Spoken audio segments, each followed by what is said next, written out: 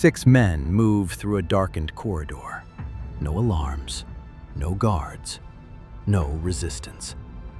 One of them knows every camera blind spot in the building, every shift change, every second between the last armored truck leaving and the vault door closing for the night. He has been inside this building every single week for 6 years. Tonight, he is not the safety inspector. September 12th, 1997, Los Angeles. Dunbar Armored.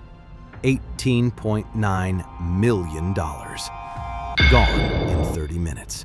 No shots fired. Not one. Alan Pace was the kind of man nobody looked at twice. Mid-30s, steady job, regional safety inspector for Dunbar Armored, one of the largest cash-handling facilities in the United States.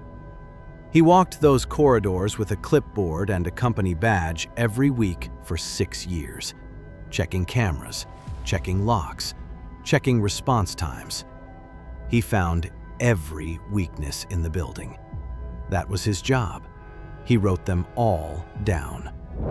The notebooks started in 1991. Shift rotations, camera sweep intervals, the exact 4-second blind spot when the east corridor door swept past camera 3, guard break times, vault cycle schedules, the number of seconds between the last truck departure and the final lock sequence. 6 years of watching, 2 years of planning. He did not go to criminals. He picked up a phone and called 5 men he had known since he was 8 years old. He spread the maps across a kitchen table one Sunday afternoon. Nobody spoke for a long time. Then one of them asked, "How much?" They trained for 3 months. No weapons. Alan was clear. No guns, no violence. Nobody gets hurt. They trained with timing instead. Ran the sequence until every man could execute his role in the dark, in silence, in under 30 minutes. The plan was not complicated. Walk in, zip tie the guards, load the money, walk out. The complexity was in the 6 years before the door opened. Saturday night, September 12th, 2 a.m. 6 men in dark clothes and ski masks enter through a side door. Alan Pace has a key. The guards are exactly where Alan said they would be. The cameras sweep exactly as Alan said they would. 2 guards are zip-tied before either one makes a sound. The vault door opens. Inside, rows of cash. Bundled, unprocessed, untraceable. They work in silence. Duffel bags.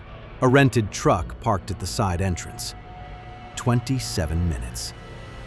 By sunrise, the money is split across 6 locations in Los Angeles.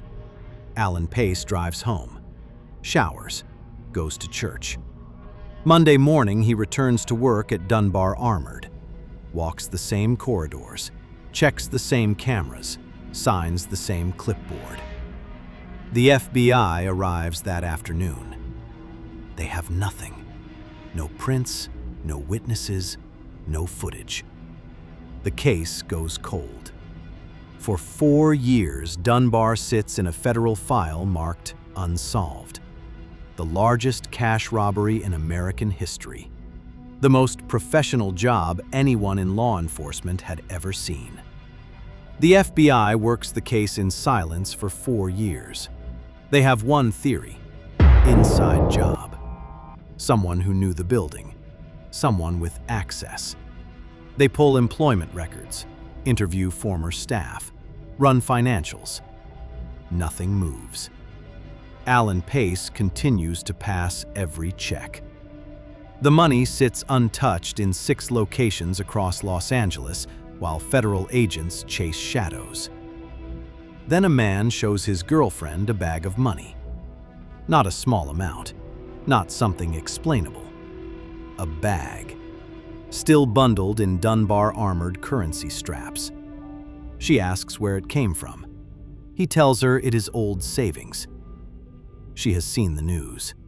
4 years ago.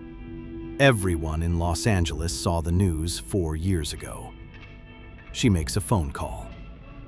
The FBI arrests Alan Pace on August 21, 2001. 4 years after the perfect crime. One phone call after 4 years of silence. The trial lasts 11 days. Alan Pace receives 24 months in federal prison. 24 months for the largest cash robbery in American history. For 6 years of planning. For $18.9 million. The crew members receive similar sentences. Alan Pace sits in the courtroom and says nothing. $5.5 million is recovered. $11 million is never found. No crew member ever says where it is. Not to lawyers, not to prosecutors, not to journalists, not to anyone. Alan Pace serves his time and walks out in 2003. He is never heard from publicly again. Somewhere in Los Angeles, or somewhere else entirely, $11 million is sitting in the dark. The girlfriend's name was never released. Nobody ever found out what they offered her. Some deals stay buried.